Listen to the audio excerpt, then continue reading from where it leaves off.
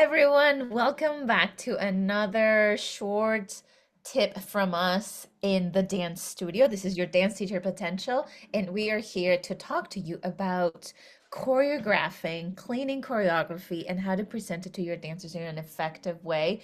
As we all know, the recital season is coming up, so we want to make sure we pace ourselves and we bring choreography that's age appropriate, that the music makes sense into their little worlds or their big worlds, right? And then you as a teacher need to make sure and count how many weeks do I have to make this happen, and then go back into it.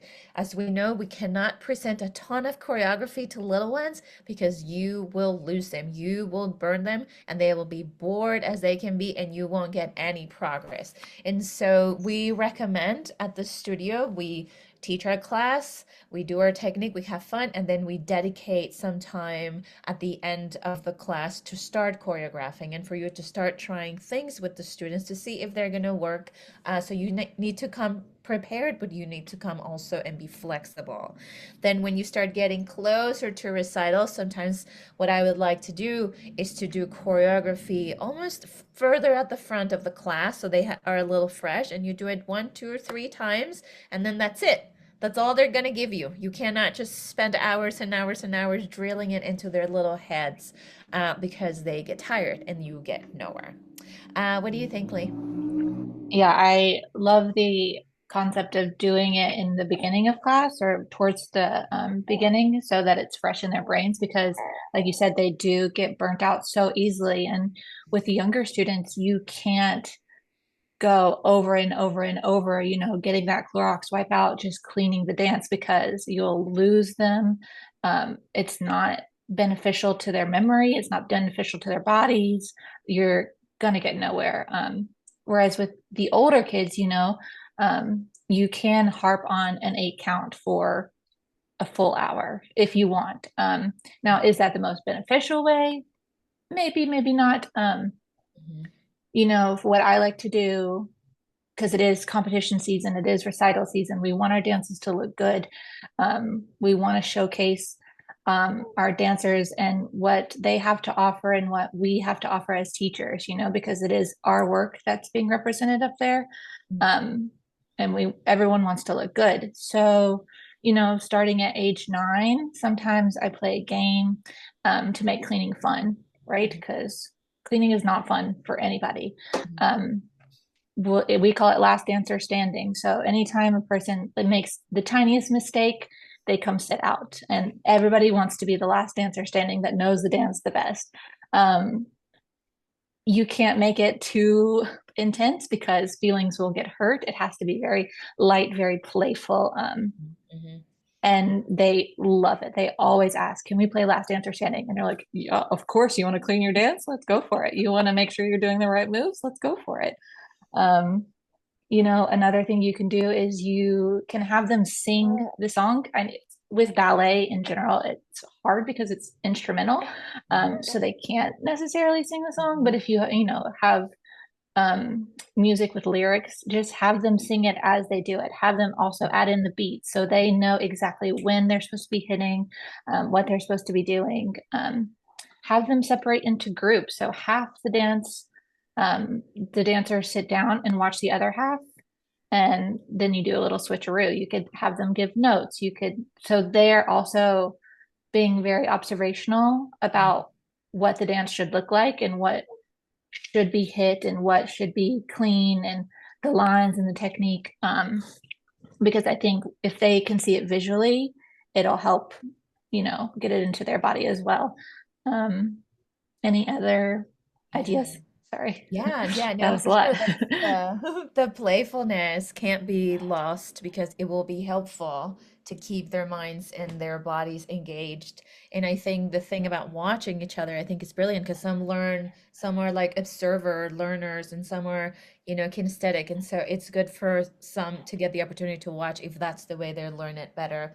I would say also when you're cleaning, so the older ones, even the older ones and the little ones, but for the little ones, if you are having trouble with a complicated choreography that you made up or any choreography that you made and you are getting down to the nitty-gritty and it's time for showtime, then you have to be able to break it down for them instead of going back all the way from the beginning and going, okay, again from the top and again from the top, but you're actually trying to fix one very specific section.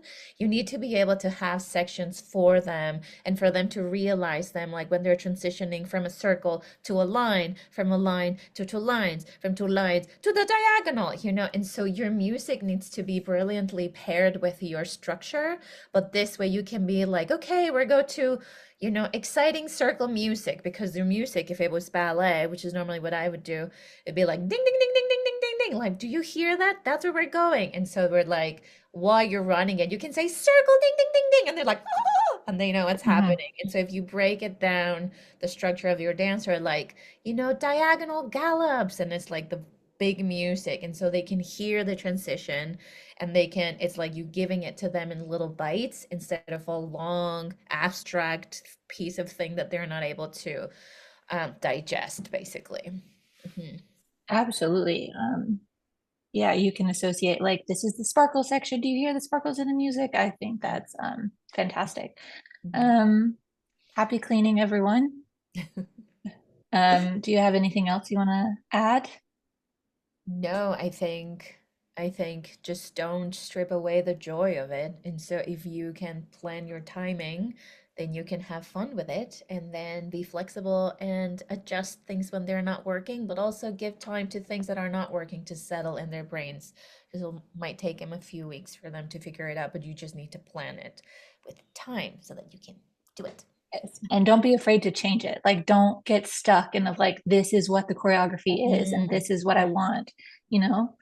You yes. feel free to pivot and be like, this is just not working. I've tried. Yep. Yep. They're not getting it. It's not looking the way I want it. Right. So just Right. let's change it. Yeah. It's not a big deal, Simplify it you and know? change it for sure. Yeah. Yeah, for sure. And as you're creating your choreography, if you take steps that you've been working on in class and steps that they should be learning anyway, because when we are creating and cleaning, you sort of strip away that technique time. Um, but if you just put that technique and those steps that you're working on in class and kind of just um, maintain that while you're just changing formations, Yes.